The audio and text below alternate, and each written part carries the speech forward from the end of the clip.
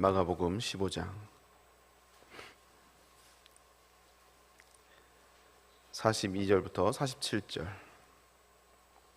신약성경 84페이지 있습니다.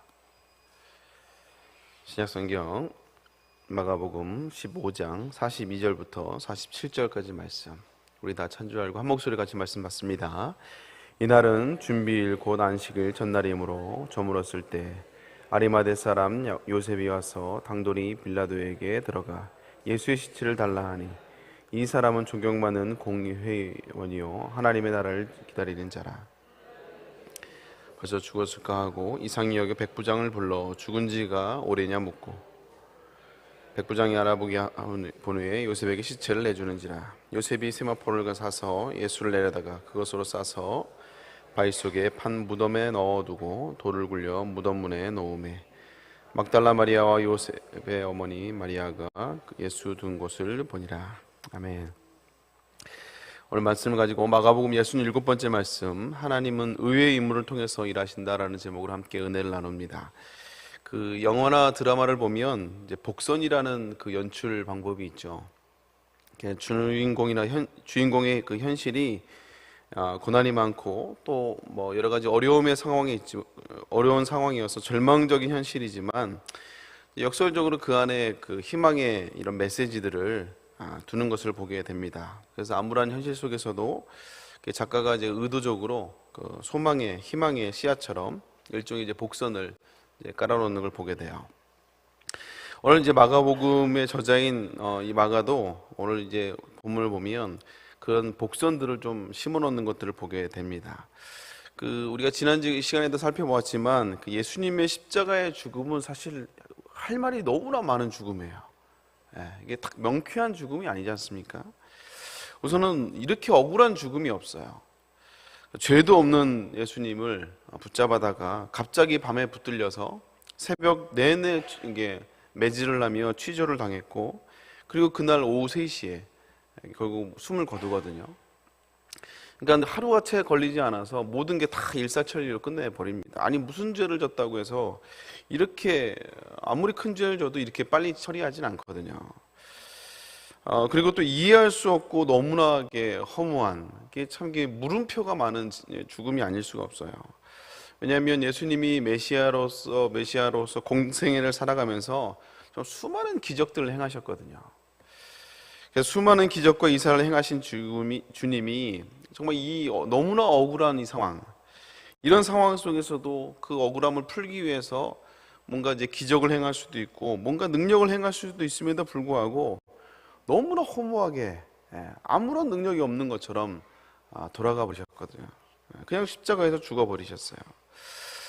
그래서 마치 그냥 너무나 허무하게 다 끝나버린 것처럼, 그냥 상황이 종료된 것처럼 아무 일도 일어난 것이 않은 것처럼 보여지는 상황이라는 것이죠.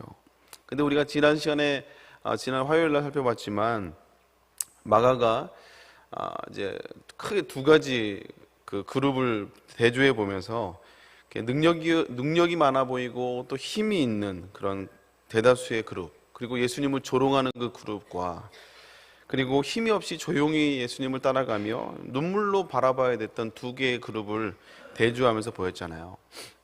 그걸 살펴보았는데, 근데 마치 거기서는 악이 이긴 것 같고 하나님이 정말 예수님이 아무런 능력이 없는 것처럼 너무나 완전히 패배한 것처럼 보이지만, 그 뒤에 보이지 않는 곳에서 하나님의 영적인 일하심이, 구원의 역사가 완성됨을, 성전의 휘장이 찢어짐을 통해서 우리가 살펴보았어요.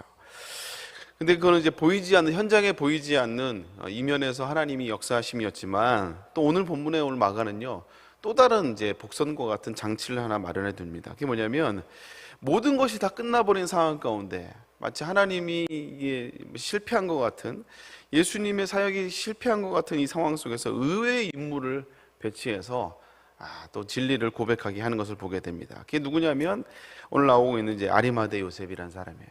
아리마대 요셉. 오늘 성경은 아리마대 요셉을 이렇게 소개하고 있습니다. 우리 43절 말씀 같이 한번 읽어볼까요? 있습니다. 시작.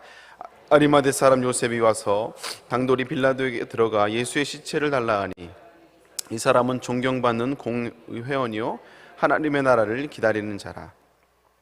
여기서 보면 이 아리마대 요셉을 존경받는 공회원이라고 얘기를 하고 있어요. 이스라엘은 사내들인 공회라고 우리가 많이 들어봤잖아요. 사내들인 공회가 있었습니다. 유대 사회에서 굉장히 존경받는 사회적 지위가 있는 사람, 지도자 그룹으로 70여 명의 회원으로 이렇게 구성이 되어 있는 공회입니다. 우리나라의 뭐 일종의 법원과 같은 그런 역할이긴 하지만, 그러나 그 이상의 힘과 또 권위를 가진 이 조직이 사내들인 공회예요. 그래서 이스라엘은 뭐 정치, 경제, 사회, 문화뿐만 아니라 법조차도 다 유대교의 토라에 기반해서 올라가 있어요. 그래서 굉장히 긴밀하게, 종교적으로 굉장히 긴밀하게 연결이 되어 있습니다. 그래서 그 유대 사회에서 유대교를 따르지 않는다, 그러면 이제 사회적으로 완전히 매장당하는 거랑 마찬가지예요. 그 이제 말레이시아에 가보면 거기는 이제 이슬람을 이제 주로 섬기고, 물론 기독교도 섬기는 사람들이 있습니다. 믿는 사람들이 있는데 거의 1%가 채 안 돼요. 1% 정도밖에 안 되는데, 근데 이게 사회적으로 기독교를 그 신앙을 갖기가 쉽지 않은 게, 그 주민등록증의 자체에 종교란이 있어요. 거기서 기독교라고 써버리면 이 사람은 모든 공직사회에 나갈 수가 없습니다. 공무원도 될 수가 없고요. 어떤 직책을 받는데 다 제한을 받아요. 그러니까 이제 내가 그리스도인이라는 걸 드러내기가, 이 자체가 이제 모든 제약을 내가 감내하겠다라는 의미거든요. 이게 쉽지 않죠. 오늘 여기 이 사내들인 공회원이었던 요셉도 마찬가지입니다. 지금 현재 로마의 입장에서는 정치범으로 반역을 하려고 했다는 그 정치범으로 죽었고, 또 유대인들의 입장에서는 가장 큰 죄라고 할 수 있는 신성 모독으로, 성전 모독죄로 지금 비참하게 죽은 예수님의 시체를 지금 아리마대 요셉이 가서 그 시체를 달라고, 나에게 달라고 지금 요청을 하고 있는 장면이에요. 이거는 사실 스스로 한마디로 내가 예수님을 따르는, 이미 예수님이 십자가에 죽었다는 사실은 그 문화적으로, 사회적으로 이미 거의 매장당한 거나 마찬가지인데, 그 예수님의 시신을 달라고 얘기한 것은, 내가 처리하겠다 달라고 한 것은요, 스스로 자기가 한마디로 내가 예수님을 따르는 자라는 것을 커밍아웃한 거나 똑같습니다. 그러니까 어쩌면 스스로 사회적으로 매장당할 각오를 하고 가는 거예요. 우리가 사회적으로 지위가 높아지고 형편이 좋아지면 신앙생활하기가 좋을 것 같습니까? 쉬울 것 같습니까? 아니, 어려울 것 같습니까? 사실 이게 우리가 신앙생활을 하면서 더 많은 걸 우리가 하나님 앞에 나에게 축복을 주시면, 또 사회적으로 내가 더 지위가 있으면 우리가 더 잘 쓰임 받을 것 같은데요, 이게 사실 그렇지가 않은 것 같아요. 오히려 더 우리가 형편이 좋아지면 좋아질수록, 우리가 여유가 더 있으면 있을수록요, 재밌는 게 더 많아집니다. 재밌는 게 너무 많잖아요. 요즘 세상에. 우리 교회를 안 나오는 이유 중에 하나가, 이 세상에 재밌는 게 너무 많아요. 그걸 누리기도 너무 바빠. 그래서 신앙생활하기가 더 쉽지 않은 걸 보게 돼요. 그리고 많은 걸 가지면 가질수록 이걸 이제 빼앗기지 않으려고 노력하다 보니까 이게 더 이제 자유롭지 못하게 되는 걸 보게 됩니다. 지금은 은퇴하셨지만 예전에 그 방선호 장로님이라고 계세요. 이분이 이제 대한항공에서 이제 임원을 하시다가 이제 진에어가 이제 나왔을 때 이제 초창기에 이제 사장을, 대표이사를 맡았던 분입니다. 이분의 강의를 들은 적이 있었는데, 이분이 그 직장인 선교로 굉장히 탁월하신 분이에요. 이게 스스로가 내가 일터에서 하나님이 파송한 선교사라고 얘기할 정도로 직장인 선교에 굉장히 활발하게 하셨던 분이고, 그리스도인들이 일터에서 어떻게 살아갈 것인가 뭐 이런 책도 내신 분입니다. 참 이게 직장인으로서 이제 크리스찬으로서 어떻게 살아가야 되는지 많은 도전을 줬던 분인데, 이분이 이제 그 세미나에서 제가 이제 강의를 듣고 이제 질문을 하나 했어요. 그게 뭐냐면, 이제 그분이 이제 진에어 대표이사가 되었을 때, 예전에 대한항공에 있을 때도 막 그 직장 내 예배라든지 선교 활동을 정말 적극적으로 하셨던 분이거든요. 그러니까 이제는 대표이사가 됐으니까 훨씬 더 이런 직장 선교회나 이런 그 선교에 더 활발히, 더 적극적으로 지원할 수 있지 않겠냐고 물어보니까, 그분이 약간 좀 곤란해하면서 오히려 더 힘들어졌다 이거예요. 오히려 더 힘들어졌다 이거예요. 왜냐하면 자기가 예전에 평사원일 때는 정말 물불 안 가리고 했었는데, 눈치 안 보고 선교 활동을 했었는데, 임원이 되고 사장이 되고 나니까 오히려 더 전면에 나설 수가 없다라는 거예요. 그래서 뒤에서 그냥 직원들한테 이렇게 좀 이렇게 잘 하라고 사람을 세우는 방법 외에는 자기가 오히려 더 나가서서 할 수가 없다라는 거예요. 오히려 더 제약이 더 많더라는 거죠. 오늘 이 공의원이었던 이 산헤드린 공의원이었던 요셉이 정말 어쩌면 이스라엘에서 가장 높은 가장 그 최고의 위치에 있는 사람이거든요. 근데 이 공의원이었던 요셉이 예수님의 시신을 달라고 전면에 나서기가 쉬운 게 아니에요. 쉬운 게 아닙니다. 그래서 오늘 43절에 보면 아리마대 요셉이 예수님께 빌라도에게 나가서 예수님의 시신을 달라고 할 때 이 마가가 쓴 단어가 하나가 있어요. 그게 뭐냐면 당돌이라는 단어를 씁니다. 당돌이. 우리 43절 말씀 다시 한번 읽어볼까요? 읽습니다. 시작. 아리마대 사람 요셉이 와서 당돌이 빌라도에게 들어가 예수의 시체를 달라 하니. 여기까지만 읽겠습니다. 당돌했다 이거예요. 당돌했다. 이게 참 이 단어가 이게 말씀을 읽다가 이 단어가 탁 제 눈에 꽂히더라고요. 자신의 믿음과 신앙을 예수님을 믿어왔던 따랐던 그 자신의 몰래 어쩌면 숨겨왔던 자신의 신분 때문에 노출되면 이제 당연히 타겟이 될 거니까 자신이 숨겨왔던 이 자신의 믿음을 드러내는 장면이에요. 그리고 심지어는 예수님의 시신을 가져다가 자신이 이제 사뒀던 이제 무덤에 예수님을 이제 장사를 치르는 것을 보게 됩니다.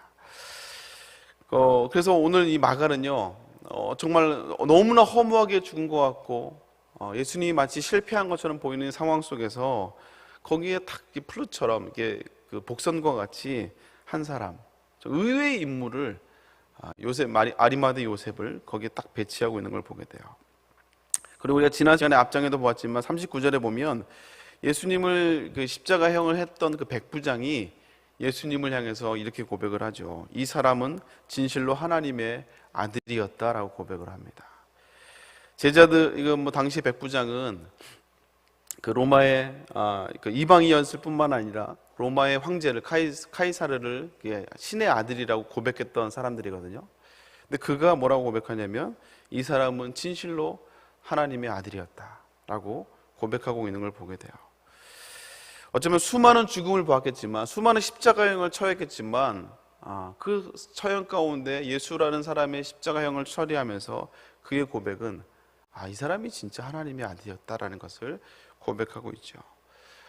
예수님을 따랐던 제자들은 다 도망갔는데 정작 예수님을 구주라고 고백해낼 사람 제자들은 다 도망갔는데 마가는 의외의 인물들을 통해서 배치함을 통해서 예수님이 누구인지를 고백하고 있다는 사실이에요. 우리가 신앙생활을 하다 보면요, 우리가 세팅해 놓은 크리스찬의 모습이 있습니다. 교회를 다니고 신앙생활 한 사람이 이렇게 돼야 돼라는 그 세팅해 둔 모습이 있는 것 같아요. 그게 뭐냐면 교회 다니면 성품도 좋아야 되고 그리고 맡겨진 일도 잘하고 또 세상에서도 능력도 좋고 또 가진 것도 여유도 좀 있고 그래서 필요에 따라 또 헌신도 하고 뭐 청년들로 말하면 교회 오빠, 뭐 교회 누나 정도 되는 이런 그 우리가 크리스찬의 이런 일종의 모델로 이렇게 좀 잡아놓은 것 같아요. 근데요, 하나님은 의외의 인물을 통해서 하나님이 역사하신 것들, 일하시는 것들을 보게 됩니다. 그래서 그런 의외의 인물을 통해서 하나님의 은혜를 고백하게 해요. 우리가 성경을 보면 정말 어쩌면 의외의 인물, 우리가 생각하는 정말 우리가 딱 갖춰놓은 크리스찬의 인물, 이런 인물들을 통해서 하나님이 역사하신 게 아니고요, 성경에 나오는 대부분의 인물들은 정말 다 의외의 사람들이었습니다. 의외의 사람들. 아브라함을 보십시오. 아브라함은 출발 조건부터 하나님의 영광을 위해 쓰임받을 조건이 정말 부족한 사람이었잖아요. 나이도 너무 많았고, 그리고 심지어 우상을 깎아서 만들었던 사람이에요. 이 사람을 통해서 누가 하나님이 그 사람을 쓸 거라고 기대를 하겠습니까? 다윗도 마찬가지고요. 심지어는 부모 아버지조차도 막내였던 다윗을 인정하지 않을 정도로 그런 정말 기대감이 없었던 의외의 인물이 바로 성경에 하나님 앞에 쓰임받았던 인물들이었다는 것이죠. 우리도 역시 지금 전도 후반기 생명주일 지나가면서 우리가 전도할 때 보면 누군가의 복음을 전해야 될 때 주변 사람을 찾다 보면요, 우리가 이렇게 간을 봅니다. 저 사람은 교회를 안 올 거야. 저 사람은 절대 올 사람이 아니야. 이렇게 하고 이제 좀 쉬운 만만한 상대들을 우리가 이제 교회 오라고 이렇게 하죠. 근데 여러분 모릅니다. 몰라요. 하나님이 어떻게 일하실지 몰라요. 저 사람은 절대 교회 안 올 거야 이런 사람일지라도 하나님이 하면 그 의외의 인물을 통해서 하나님의 영광을 드러내게 하실 줄로 믿습니다. 제가 이제 교회 학교에서 있다 보니까 그 전반기죠. 전반기 전도 축제 때 그 21명을 전도한 친구가 있어요. 고등학생인데 뭐 영상 간증도 그때 한번 했긴 했는데 이 친구가 이제 고등학교 올라오면서 막 술 먹고 하여간 이게 막 학원은 빠지고 PC방으로 가서 이제 놀고 뭐 이랬던 친구예요. 근데 이제 학원 선생님이 야, 너 이렇게 할 거면 차라리 그냥 교회나 잠깐 와보라. 한번 와봐라. 이렇게 이제 좀 안타까우니까 전도를 하신 것 같아요. 이 친구가 이제 그냥 뭐 교회나 한번 가볼까 하고 이제 아무런 부담 없이 놀러 왔다가 어떻게 또 수련회까지 갔어요. 마침 또 왔는데 수련회 시즌이어갖고 가서 은혜를 받아버렸어요. 그러니까 이게 너무 순진한 거예요. 순수한 거예요. 그래서 이제 그때부터 이 친구가 복음을 전하기 시작해요. 왜냐면 주변에 보니까 자기랑 다 놀던 애들이거든요. 다 놀던 애들, 다 엉망이었던 애들. 근데 자기의 삶이 딱 바뀌니까 친구에게 야 가자, 교회 가자. 근데 이제 친구들이 자기의 삶을 변한 걸 보니까 이제 따라오는 거야. 그래서 21명을 전도했어요. 21명을. 지금도 막 열심히 전도하고 있습니다. 심지어는 교장 선생님까지 지금 전도하고 있어요. 교장 선생님도 이제 하도 들이대니까 이제 알겠다고 교회 오겠다고 이제 약속을 했는데 아직 오지는 않고 있다고 언젠가 내가 꼭 데리고 올 거라고. 그래서 이야 참 대단하다 너도. 그러니까 의외의 인물을 통해서 하나님이 이 복음을 전하게 하시고 그래서 결국 교회 학교 전도왕이 돼서 21명을 전도했어요. 21명을. 지금도 약간 또 후반기도 자기가 전도왕 한다고 열심히 전도하고 있습니다. 사랑하는 성도들, 우리도 역시 마찬가지예요. 우리가 하나님의 일을 할 때 정형화된 딱 우리가 생각하는 그 갖춰진 그 크리스찬의 모습이 있거든요. 근데 그 모습뿐만 아니라 하나님은 그런 사람들을 통해서도 일하시지만 의외의 사람을 통해서도 하나님이 역사하십니다. 아멘입니까? 그래서 정말 고백해야 될 제자들은 다 뿔뿔이 흩어져서 도망갔지만 그 상황 가운데 하나님은 믿지 않는 사람들을 통하여서 의외의 인물을 통하여서 하나님의 살아계심을, 하나님의 이 진실을, 진리를 고백하게 했던 것처럼 우리도 역시 마찬가지예요. 하나님은 여전히 의외의 인물을 통해서 일하고 계세요. 여러분 그래서 포기하지 마시고 내 스스로 판단하지 마시고 여러분 기도할 수 있기를 주님으로 축복합니다. 어쩌면 지금 내 배우자가 정말 한숨이 나올 수도 있어요. 어쩌면 내 자녀가 한숨이 나올 수도 있습니다. 생각해도 그래, 말씀을 들으면 너무 소망이 되고 너무 좋은데 또 현실을 보면 너무 답답한 거야. 언제나 저렇게 될까? 언제나 변하게 될까? 또 우리 가정을 보고 또 주변 사람들을 보면 정말 답답하고 소망이 안 생길 때가 있거든요. 그러나 여러분 함부로 판단하지 마시고 내 기준으로 판단하지 마시고 하나님은 여전히 의외의 인물을 통해서 하나님이 일하심을 여러분 기억하시고 여러분 그 사람이 의외의 사람이 될 수도 있어요. 내 생명 순원 안에 그 속썩이는 그 한 사람이 그 사람을 통해서 하나님의 영광을 드러낼 수도 있습니다. 여러분 포기하지 마시고 여러분 믿음으로 기도함을 통해서 또 이 소망으로 승리할 수 있는 신실한 주의 백성들 다 될 수 있기를 주님의 이름으로 축복합니다. 함께 기도하겠습니다. 하나님 감사합니다. 하나님은 쓰지 못할 사람이 없는 줄로 믿습니다. 우리의 생각과 우리의 기준으로 우리의 판단으로 잣대를 재지 않게 하여 주시고 하나님의 시선으로 주변 사람들을 보며 우리 배우자와 우리의 자녀들과 또 우리 주변에 있는 영혼들을 바라보게 하여 주옵시고 또 지금은 핍박하고 지금은 냉담자이지만 그러나 저들이 내가 받은 은혜를 저들이 받으면 오히려 나보다 더 하나님 앞에 귀하게 쓰임받을 걸 믿음으로 바라보며 기도하며 나갈 수 있도록 주여 인도하여 주시옵소서. 그래서 우리가 기도하고 있는 그 대상을 통하여서 의외의 인물을 통해서 하나님의 영광을 드러낼 수 있도록 하나님 함께하여 주시옵소서. 감사합니다. 이 새벽에 나올 때 아버지 주 앞에 귀한 예물을 가지고 나옵니다. 11조로 드립니다. 하나님 저들의 삶을 고백하며 모든 것이 하나님의 것임을 고백하며 드려지는 귀한 11조 주님이 축복하여 주옵시고 11조가 더 많아지는 놀라운 축복을 허락하여 주시옵소서. 좋은 차를 허락하심에 감사하며 안전으로 지켜주시옵소서. 수험생 자녀들 하나님께서 붙잡아 주옵시고 하나님 아버지 강하고 담대하게 하여 주옵시며 건강을 붙들어 주시옵소서. 집중력을 허락하여 주시옵소서. 사업장과 자녀와 여러 건강을 위해서 또 여러 가지 아버지 생명 아버지 축제를 놓고 작정한 영혼들 놓고 기도합니다. 하나님 함께 하시고 맡겨진 사명을 놓고 기도합니다. 하나님 함께하여 주옵시고 아버지 우리의 사명을 놓고 기도할 때 하나님 반드시 아버지 의외의 사람을 통해서 하나님의 영광을 받으시는 것처럼 아버지 우리의 사명을 감당하려 나아갈 때 연약한 자를 통해서 하나님의 영광을 받는 놀라운 간증의 주인공들 될 수 있도록 주여 인도하여 주시옵소서. 담임 목사를 붙잡아 주옵시고 건강을 책임져 주옵시며 오늘 철야 예배 말씀을 통해서 능력을 함께하여 주시옵소서. 아버지 우리 후반기 생명 축제 가운데도 주님이 함께하여 주옵시고 각 교구마다 생명순마다 또 하나님의 또 의의 인물을 통해서 하나님의 영광을 드러내는 아름다운 간증의 고백이 넘쳐날 수 있도록 주여 인도하여 주시옵소서. 감사를 드리며 예수님의 이름으로 기도 올려옵나이다. 아멘. 하늘에 계신 우리 아버지여, 나라의 마옵시며 뜻이 하늘에서 이루어진 것 같이 땅에서도 이루어지이다. 오늘 우리에게 일용할 양식을 주시옵고 우리가 우리에게 죄 진 자를 사하여 준 것 같이 우리의 죄를 사하여 주시옵고 우리를 시험에 들게 하지 마시옵고 다만 악에서 구하시옵소서. 나라와 권세와 영광이 아버지께 영원히 있사옵나이다. 아멘. 우리 함께 기도할 때 먼저 담임 목사님께서 기도해 주시기 바랍니다. 또 후반기 생명축제 영혼을 작정한 영혼을 놓고 기도해 주시고요, 담임 목사님 건강을 위해서 또 여러분 각자 기도 제목을 놓고 주여 세 번째 기도하고 돌아갑니다. 주여 주여 주여. 하나님 아버지 감사합니다. 하나님 목사님 붙잡아 주시고 아버지 건강을 붙들어 주시고 오늘 하나님의 말씀을 인도하실 때 능력으로 붙잡아 주시옵소서. 아버지 후반기 생명 축제를 놓고 기도합니다. 아버지 우리가 작정한 영혼 하나님 의외의 인물이 되어 하나님의 영광을 드러낼 수 있도록 주여 인도하여 주옵소서. 수험생자들을 붙잡아 주옵시고 건강을 붙잡아 주시고